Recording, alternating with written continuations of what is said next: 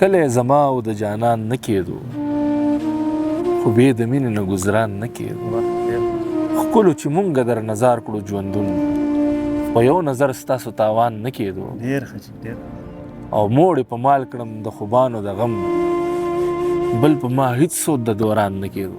سلامونه خوږو ستړي مه شئ. امیر بېقرار یم او دا وخت په کالام کې د تاج حیران صاحب خوا کې ناست یم. کالام ته راغلي نو تاج حیران صاحب سره هم شپه دوه وکړه. دلته ډېر ښکلی سیټ اپ دی، ډېر ښکلی هوټل دی د پښتنو د خدمت دپاره. شپه ورځ دي لاس په نامه او تابعدار ولاړ دي. نو غوښتل مې چې د تاج صاحب نه ستاسو دپاره څه شعرونه ریکارډ کړم. ډېر ښه شعر لیکي او غالبا چې بس تاج صاحب دلته واحد یو د پښتو شاعر دی که یو کس دوه نورې ګینې نشته دی. دغسې د تاج صاحب نو بس را سره اوسئ.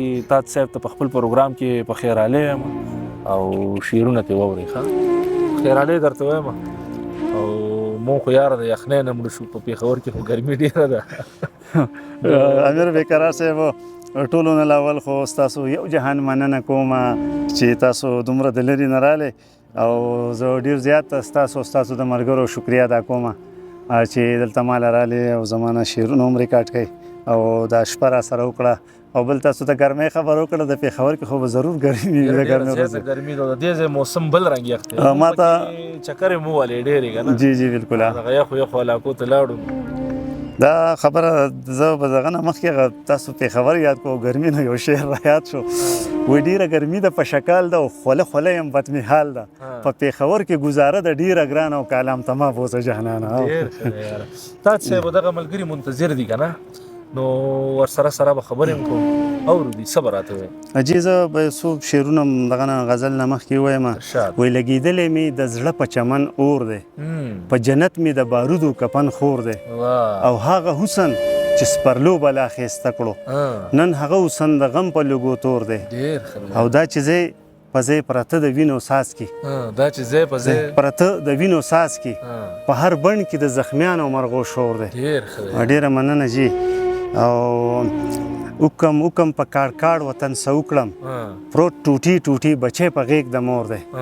او د احساس پښتنو لیک خو راښکاره شي بدحالي ده بس ارمان حالات مې نور دی. ډېر ښه دی یاره. خو یي په څه خفه زمانه خواله نه راځي جانانه، یي په څه خفه زمانه خواله نه راځي جانانه، د وادو ژبه دې څه شوه بې وادې شولې بېمانه، او د ژړا سره دې مل کړم د ژړا سره دې مل کړم تا جدا کړم د خپل ځانه، او راشه ستا رقیبو راشه ستا رقیبو نیسي ما د دې ګریوانه، او سر مې ایښې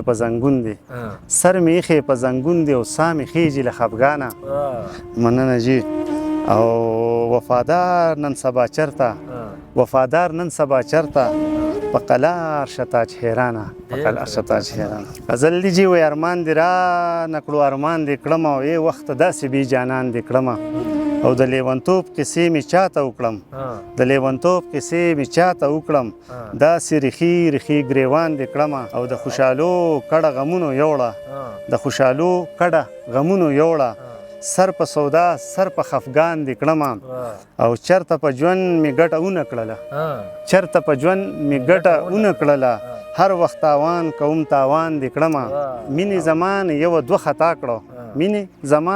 دوه خطا کړو زه تاج حیران هم ښه حیران دې کړم.